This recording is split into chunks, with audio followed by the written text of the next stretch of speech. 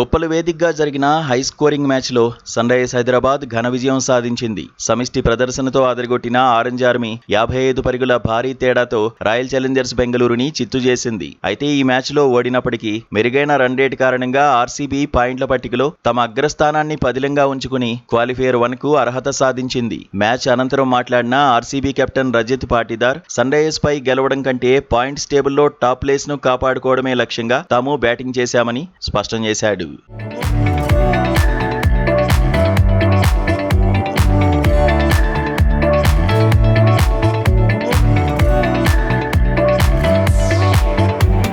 ఈ మ్యాచ్లో టాస్ ఓడి మొదట బ్యాటింగ్ చేసిన సన్ రైజర్స్ హైదరాబాద్ నిర్ణీత 20 ఓవర్లలో 4 వికెట్ల నష్టానికి 255 పరుగుల భారీ స్కోర్ చేసింది. ఓపెనర్లు అభిషేక్ శర్మ 56, ఇషాన్ కిషన్ 79 పరుగులతో పాటు హెన్రీచ్ క్లాసెన్ విధ్వంసకర హాఫ్ సెంచరీతో చెలరేగారు. ఆర్సీబీ బౌలర్లలో రసీక్ సలాం 2 వికెట్లు పడగొట్టాడు. అనంతరం 256 పరుగుల భారీ లక్ష్యంతో బరిలోకి దిగిన ఆర్సీబీ 20 ఓవర్లలో 4 వికెట్లకు 200 పరుగులు మాత్రమే చేయగలిగింది. కెప్టెన్ రజత్ పాటీదార్ అర్ధశతకంతో ఒంటరి పోరాటం చేయగా వెంకటేష్ అయ్యర్ 44, కృణాల్ పాండ్యా 41 పరుగులతో రాణించినప్పటికీ జట్టును గెలిపించలేకపోయారు. ఎస్ఆర్హెచ్ బౌలర్లలో ఇషాన్ మలింగా 2 వికెట్లు తీసి ఆర్సీబీని దెబ్బకొట్టాడు.